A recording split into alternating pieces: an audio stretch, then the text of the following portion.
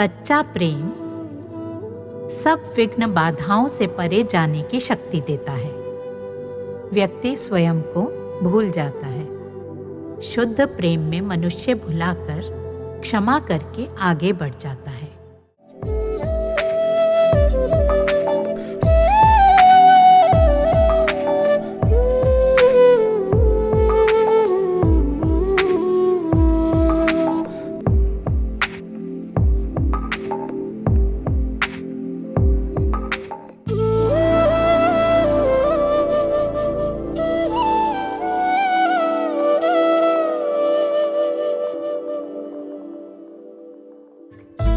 जीवन में कोई एक स्थान ऐसा होना ही चाहिए जहां हमारा सिर झुके, हमारा दिल झुके। कोई एक कंधा ऐसा हो जहां हम सिर रखकर 2 आंसू बहा लें और बदले में धोखा नहीं, सांत्वना पाएं। वो व्यक्ति गुरु, ईश्वर या उनकी प्रतिमा भी हो सकती है। कैसे हम प्रेम में अपने सांसारिक प्रियतम प्रियतमा की छवि से ही बतियाने लगते हैं। बिल्कुल वैसे कहते हैं, परायों से अपनी बात कहें तो बात पराई हो जाती है। पराये अपने नहीं होते, परंतु ईश्वर सदगुरु तो हमारा परम आत्मीय, परम मित्र है, बल्कि अपना आपा है। उनके सामने अपनी बात रखेंगे तो और अधिक समीपता का अनुभव होगा, और जो समाधान निकलकर सामने आएगा वो हमारे हित में ही होगा। अपने सदगुरु पर या ईश्वर पर इतना विश्वास हो कि वो जहां भी है मेरी बात उन तक पहुंच रही है। वो मेरी पीड़ा को सुनते समझते हैं और किसी न किसी रूप में प्रत्युत्तर अवश्य देंगे। गुरु या ईश्वर सीमित परिच्छिन्न व्यक्तित्व नहीं, जो यहां नहीं तो कहीं नहीं। जरा सिर झुकाकर हृदय में देखें तो अवश्य ही अनुभव होगा। जैसे अम्मा के एक भजन में भी एक पंक्ति है, जय श्याम न आया कोई पैगाम आएगा। मीरा के गिरधर इतने सत्य थे कि उसे कभी ये लगा ही नहीं कि मेरे गिरधर हैं नहीं, थे पता नहीं है भी या नहीं, कहां हैं, मेरी बात सुनते हैं या नहीं। कहते हैं वो तो अपने गिरधर की प्रतिमा में सशरीर समा गई थी। श्रद्धा विश्वास हो तो ऐसा।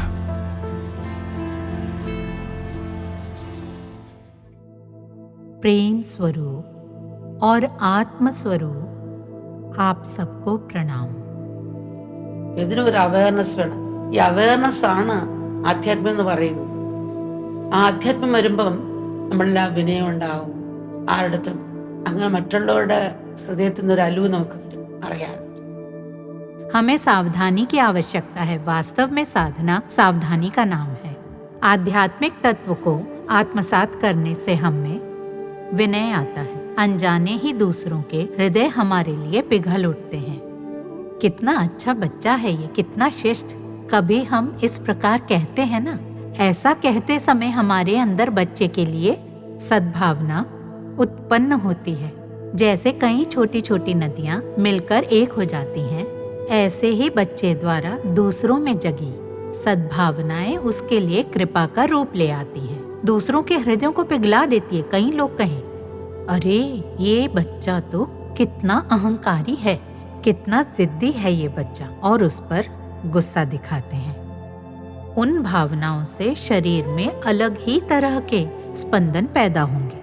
वात्सल्य के स्पंदन अलग होते हैं, क्रोध के स्पंदन प्रेम से बिल्कुल अलग होते हैं, काम वासना के अलग। तो हर भाव के अपने अलग स्पंदन होते हैं। माँ और बच्चे के बीच का नाता बहुत गहरा होता है। एक बार एक माँ अपने बच्चे को सुलाकर जरा दूर चली गई।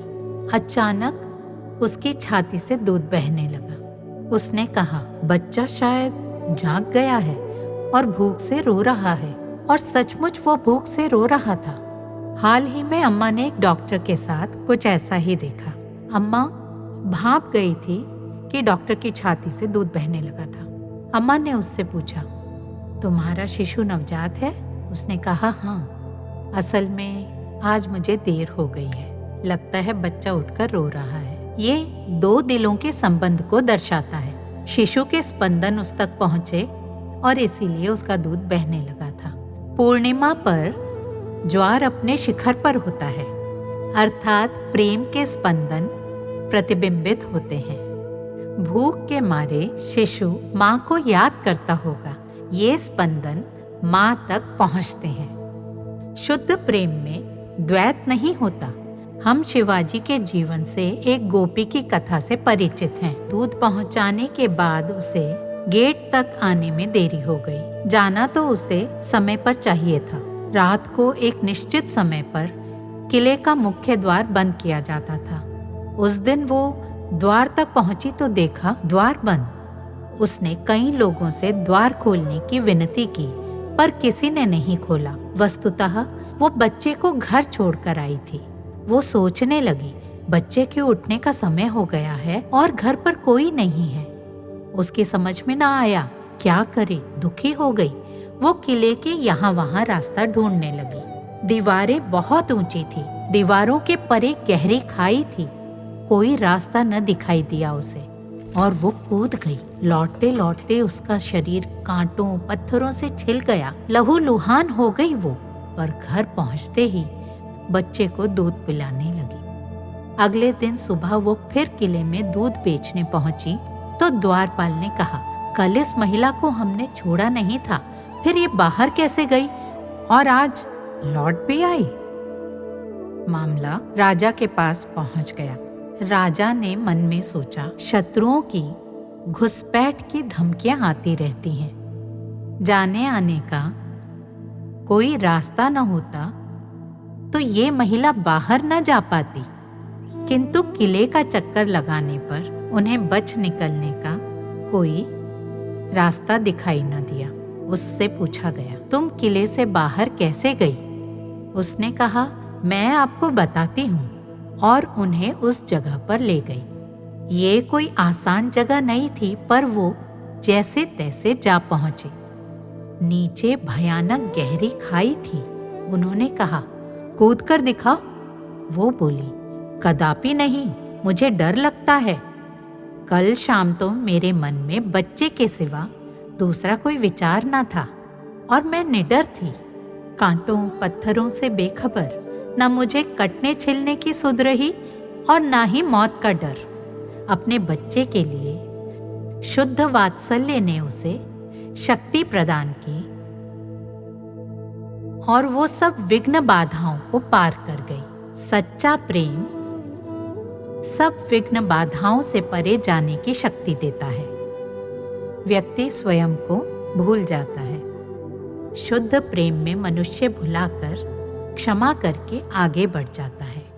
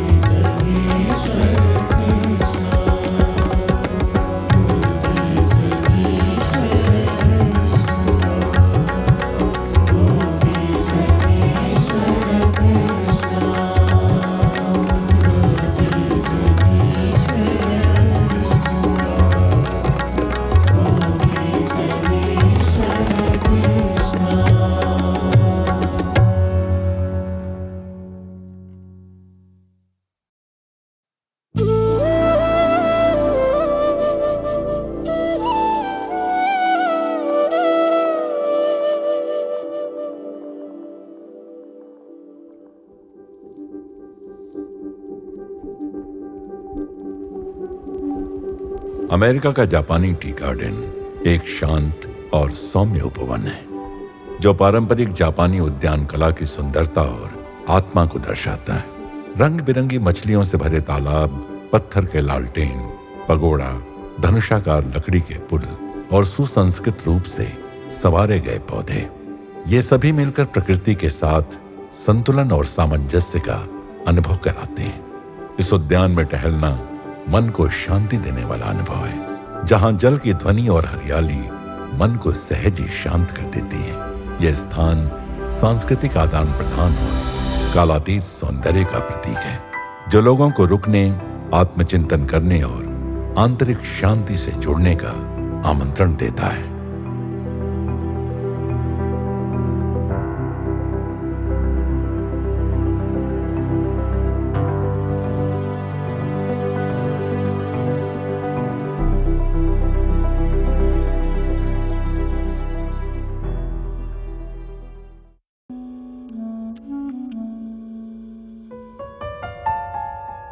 सैन रेमॉन कार्यक्रम के अंतिम दिन अम्मा ने उपस्थित सभी भक्तों को आत्म पूजा कराई। ये स्वयं की पूजा है, जिसका उद्देश्य लोगों को जागृत करना और उन्हें अपने सच्चे स्वरूप का बोध कराना है। यहाँ सभी ये अनुभव करते हैं कि वे अम्मा की पूजा कर रहे हैं। वही अम्मा अपने प्रत्येक बच्चे में विराजमान ईश्वर की पूजा कर रही होती हैं।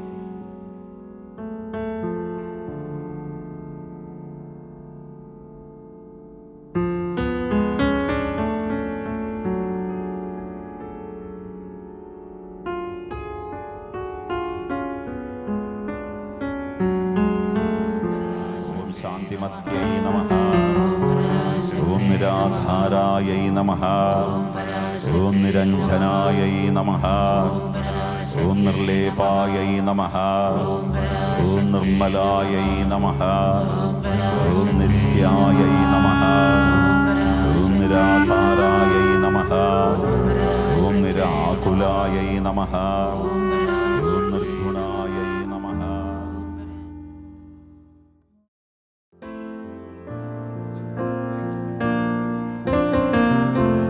Imagine there's no heaven. It's easy if you try. पूरे सायंकाल जब अम्मा अपने भक्तों को दर्शन दे रही होती हैं, तब उनके समक्ष अनेक नृत्य और सांस्कृतिक प्रस्तुतियां होती हैं। वातावरण में एक मासूमियत घुली होती है, क्योंकि माँ के सामने सभी बच्चे बन जाते हैं। Imagine all the people sharing all the world.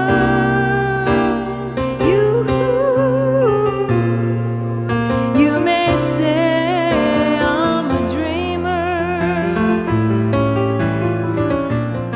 but I'm not the only one. I hope someday they'll join us,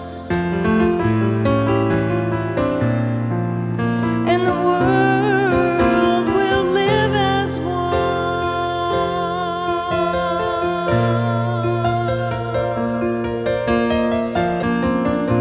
Imagine all the people living life in peace.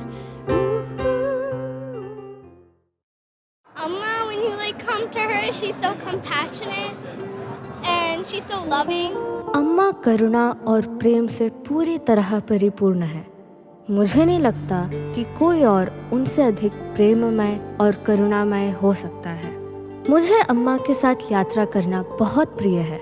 मैं हमेशा यह प्रयास करता हूँ कि अम्मा की यात्राओं में जहाँ भी संभव हो उनके साथ जा सकूँ।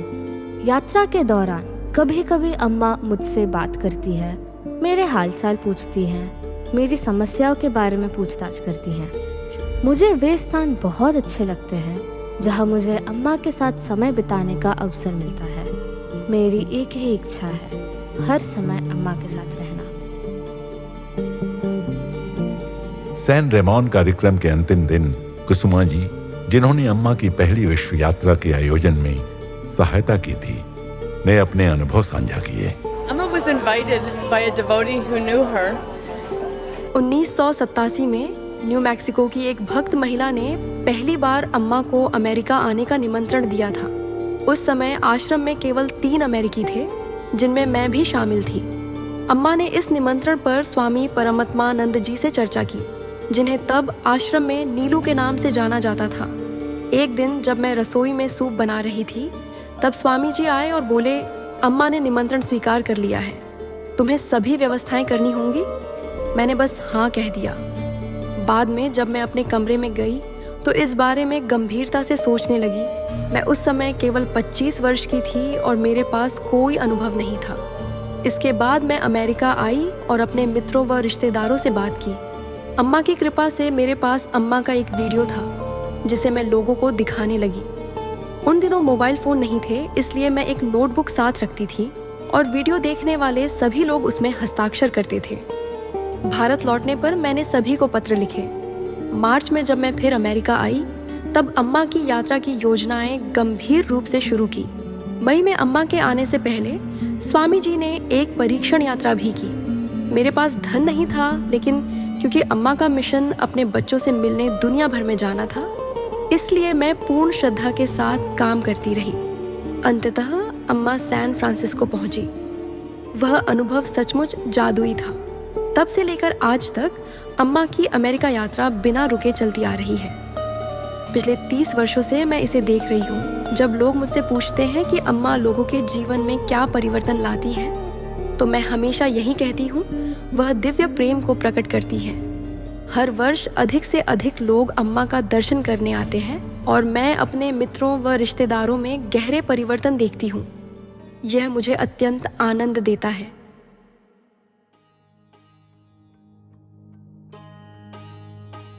दुनिया में अम्मा जहां भी जाती हैं, एक बात कभी नहीं बदलती, अम्मा का दर्शन। स्थानीय संस्कृति चाहे जो भी हो, अम्मा की बाहों में आते ही सभी संकोच मिट जाते हैं और वहां केवल एक माँ और उसका बच्चा रह जाता है, माँ के प्रेम की गोद में पूर्ण सुरक्षा और अपनत्व के साथ। मातंग वदन गुह माते जब यहाँ अम्मा के कार्यक्रम संपन्न होते हैं तो भक्तों के हृदय में एक जानी पहचानी उदासी आ जाती है। वे इस यात्रा को 30 वर्षों से जीते आ रहे हैं और अम्मा के साथ बिताए हर क्षण के लिए कृतज्ञ हैं। वे जानते हैं कि अगले नगर में भी कुछ भक्त ऐसे हैं जो अपनी प्रिय अम्मा के दर्शन के लिए उत्कंठित हैं। इसी भावना के साथ वे अपनी अम्मा को एक और वर्ष के लिए विदा कहने की शक्ति जुटा पाते हैं।